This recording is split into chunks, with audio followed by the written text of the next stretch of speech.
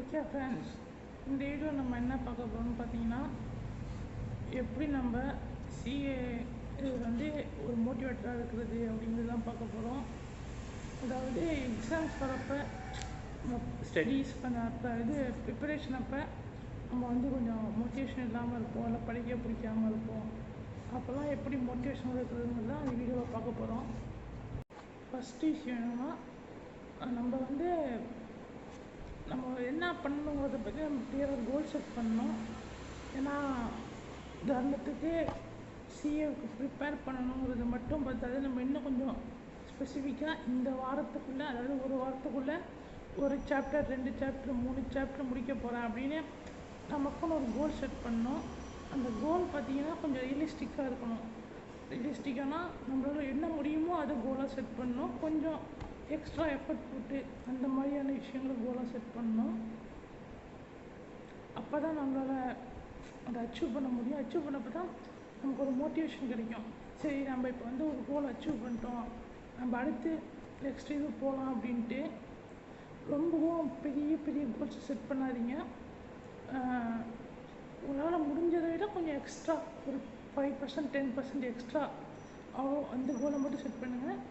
நீங்கள் என்ன நினைக்கிறீங்களோ சும்மா மனசில் மட்டும் வச்சுக்காமல் அதை வந்து ஒரு பேப்பர் பெண்ணை எடுத்து எழுதி வச்சுருங்க. இப்போ நான் இதுதான் பண்ண போகிறேன், இதுதான் என்னோடய கோல் அப்படிங்கிறத எழுதி வச்சுருங்க. வந்து தான் ஒரு வாரத்துக்கு இத்தனை சாப்டர் முடிக்கிறதா இருக்கட்டும், இந்த மாதிரியான விஷயங்களாக இருக்கட்டும், இதை ஃபஸ்ட்டு நீங்கள் எழுதி வச்சுருங்க. அப்போ தான் அதை பார்க்குறப்ப உங்களுக்கு ஞாபகம் வரும்.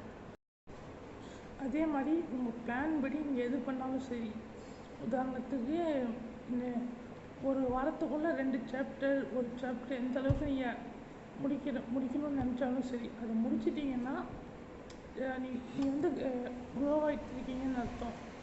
என்ன சொல்கிறது, அப்போ நீங்கள் வந்து கரெக்டான பாதையில் போயிட்டுருக்கீங்க அர்த்தம். என்னதான் ஒரு சின்ன கோலாக இருந்தாலுமே ஒரு கன்சிஸ்டண்ட்டாக ஒன்று பண்ணிவிட்டு வாங்க. அதாவது எதுவுமே பண்ணாமல் இருக்கிறதுக்கு ஏதாச்சும் முடிஞ்சதாக ஃபஸ்ட்டு பண்ணிவிட்டு வாங்க. அதுக்கப்புறம் நீங்கள் வந்து சொல்லிட்டு பெருசாக ஸ்டடி ஹவர்ஸை இது பண்ணிக்கலாம், சாப்டர்ஸை முடிக்கிறத பார்த்துக்கலாம். ஸோ நீங்கள் வந்து சின்ன சின்ன விஷயத்தை முடிஞ்சு தினைக்கும் பண்ணிக்கிட்டே வாங்க. அதே மாதிரி அவங்கள மோட்டிவேட் பண்ணுறவங்க கூட இருங்க. ஏன்னா இப்போ ஃப்ரெண்ட்ஸாக இருக்கலாம், இல்லை ஃபேமிலி, இல்லை வேறு யாராச்சும் கூட இருக்கலாம். அவங்க கூட கனெக்டடாக இருங்க. அவங்க கூட அவங்கள்ட்டேருந்து கொஞ்சம் பாசிட்டிவிட்டி எடுத்துக்கிட்டு இது பண்ணுங்கள், இது மூவ் பண்ணுங்கள். தினைக்கும் உட்காந்து படிக்கணும். அதே மாதிரி ரிவிஷன்ங்கிறது ரொம்ப ஒரு முக்கியமான ஒரு விஷயம். ஏன்னா ரிவிஷன் பண்ணாததுனால நானே நிறைய வாட்டி சொதப்பியிருக்கேன் டெஸ்ட்டில், எக்ஸாம்ஸில். அதே மாதிரி ரிவிஷன் பண்ணாததுனால நிறையா மறந்தும் போயிருக்கு. ஏன்னா நான் சில சாப்டர்ஸ்லாம் முடிச்சுட்டு பரவாயில்ல நல்லா பண்ணியிருக்கோம், அந்த சாப்டர்லேருந்து ஒரு சம் வந்துச்சுன்னா அது 85 to 90 நம்ம தான் சொல்கிறது, 85 to 95% அந்த சாப்டர்லேருந்து ப்ராப்ளம் வந்துச்சுன்னா போட்டுடலாம் அப்படிங்கிற கான்ஃபிடென்ட்டோடு இருந்து அது படித்து முடிக்கும்போது அப்படி தான் இருக்கும். அதுக்கப்புறமேட்டுக்கு பார்த்தா அதுக்கப்புறமேனா ஒரு 1 month அந்த சாப்டரே தொடலை, நம்ம அடுத்தடுத்த சாப்டர் போயிட்டோம் அப்படின்னு நினச்சி அப்படிங்கிறப்போ என்ன சொல்கிறது, எனக்கு அது மறந்துடுச்சு மீன்ஸ் அந்த ப்ராப்ளம்ஸை அந்தளவுக்கு குயிக்காக சால்வ் பண்ண முடியாமல் இருந்திருக்கு. அதனால் ரிவிஷனுங்கிறது ரொம்ப முக்கியம். அதை கொஞ்சம் பார்த்துக்குங்க. அதே மாதிரி உங்கள் ஹெல்த்தையும் கொஞ்சம் நல்லா பார்த்துக்குங்க. நைட் தூங்காமல் படிக்கிறது வந்து படிக்கலாம். எக்ஸாமுக்கு ஒரு வாரம் என்ன கேட்டால் அதுவும் தேவைன்னு தான் நான் சொல்லுவேன். ஆனால் சில பேருக்கு அது கரெக்டாக இருக்கும். அது உங்களுக்கு எப்படியோ அதை பார்த்துங்க. ரொம்ப நேரம் நைட்டு முடிச்சிட்ருக்காதீங்க. எந்த அளவுக்கு என்ன சொல்ல எவ்வளோ ஒரு 6லேருந்து 7 மணி நேரம் தூங்கிடுங்க ஒரு நாளைக்கு.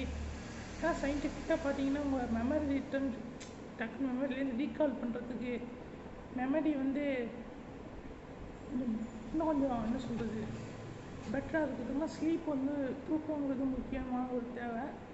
அதனால் தேவையான தூக்கம் வந்து தூங்குங்க. அதுக்கப்புறம்